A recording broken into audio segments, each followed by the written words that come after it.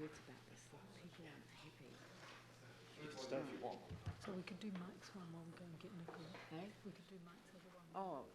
Oh, did Mike have another one? Yeah. Sorry. What was the other one? The earthquake, the Muir earthquake one. Oh, no, we'll go back. But I'm not sure. My office raised with me, John, yesterday that the lessees were not happy with one of the phrases in here in 5.11. Do you want to address that? If I may. Yeah, please. The section 5.11 on page 248. Yeah.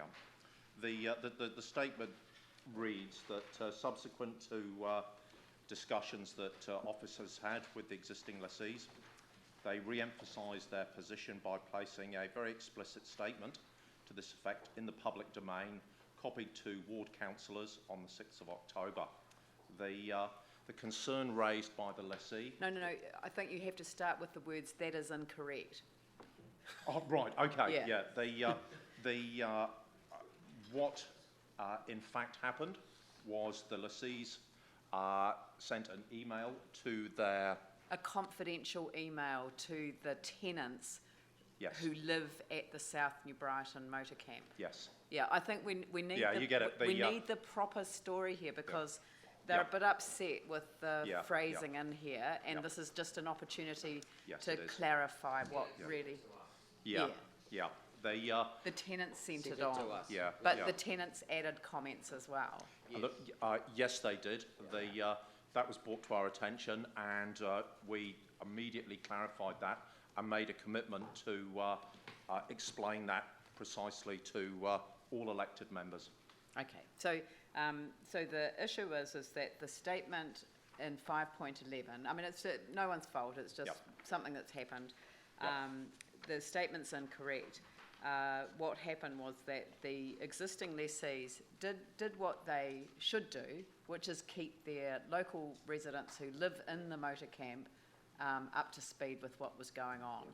They didn't want them to find out through the media that they wanted it to go out to a full EOI, but the only reason they want to go out to a full EOI, it's quite clearly written out here, and that is that they were fearful that they would be involved in an EOI process themselves, and then we would say, no, we don't accept what you offer, we'll go out to the market. So they'd rather go out to the market, see where they stand as against the market, but they want to stay, they want to remain involved. So they let the people know who live there what was exactly going on, and they reacted to that, and that was then the confidentiality that the lessees asked for. So the lessees have behaved in utter good faith throughout the process, and some of the people who live at the motor camp decided that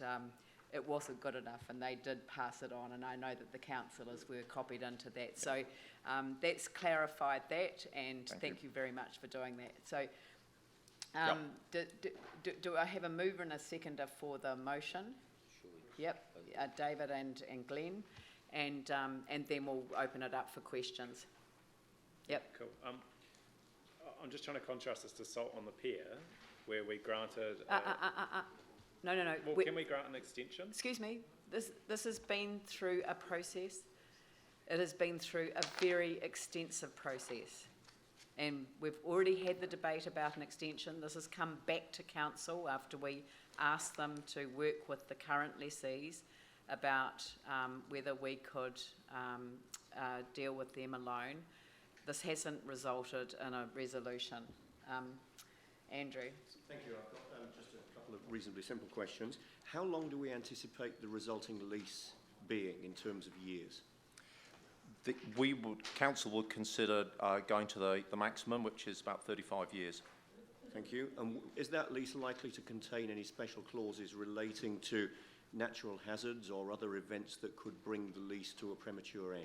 Yes. Yep. So how would we address that? In relation to making sure that everyone goes in with their eyes open, and a clause excluding council from liability for any adverse consequences of that event. So it's just the very basic protection that council would want to take, making it very, very clear to everyone who went into such a lease that those provisions existed. Apart from that, nothing onerous. I'd just like to emphasise that council themselves will approve the lease and all the conditions therein. And there's an expectation that any other party to the lease would have done their own due diligence around the natural hazards. Absolutely. To be satisfied that they're comfortable with what's in that lease. Yes. And then my final question really relates to something that, reading the report, I was a little bit, not necessarily confused about, but that surprised me a little bit. In as much as we've got the existing lessees supporting the fact that we go out to the wider market through an open process, Yep. when one would have expected, if the existing lessees are wanting to continue to run this thing themselves on a new lease, Yep. they would have preferred to deal unilaterally with us. Yep. Can you tell the story of how we end up at that point? Because it does seem a little bit of an unusual outcome given where the existing people are coming from. Yeah. The initial way forward was to invite the lessees unilaterally to complete an expression of interest process. If council determined that they were going to be dealt with unilaterally, we would then have to have asked the lessees for a proposal. The reason we have to do that is that this is a proposal to lease a piece of reserve, and to go through the lease process we need a definite proposal to put out to the community for consultation. So we would have had to have done a request for proposal process. The lessees have said, we would prefer that you go directly with the request for proposal rather than go through an EOI with us and then a separate process. Sorry, you just said something that doesn't make sense to me. Just can you wind back and tell me what the bit that you said after they complete the EOI process? What happens then? What would have happened then? Yeah, then we would have had to have got a formal proposal from the lessees. Yeah. And that proposal, amongst other things, would have informed council's process on granting a lease over the South New Brighton Domain Reserve. Yeah. So what the lessees have said is, rather than going through... No, hang on. Sorry. I thought you said that it would then have to go out to a Yes. request for proposal. No, it would have to go out, for public consultation under the Reserves Act, because council's proposing to lease the reserve. What? We didn't have that advice before. It's a... Judith, do we have any legal advice? It's a requirement that if the existing lease has come to an end, if council is proposing to lease a proportion of the reserve, there is a consultation process under the Reserves Act that has to be undertaken. It's the standard with just about every reserve. Wind back. Yeah. This did not begin on the 14th of May 2015. Yep. Prior to the election in 2013, Yep. I met with the lessees, Yep. and they were going through this process where council was going to go out to the market because their lease had come to an end, despite the fact that they had been rolled over and rolled over and Yep. rolled over.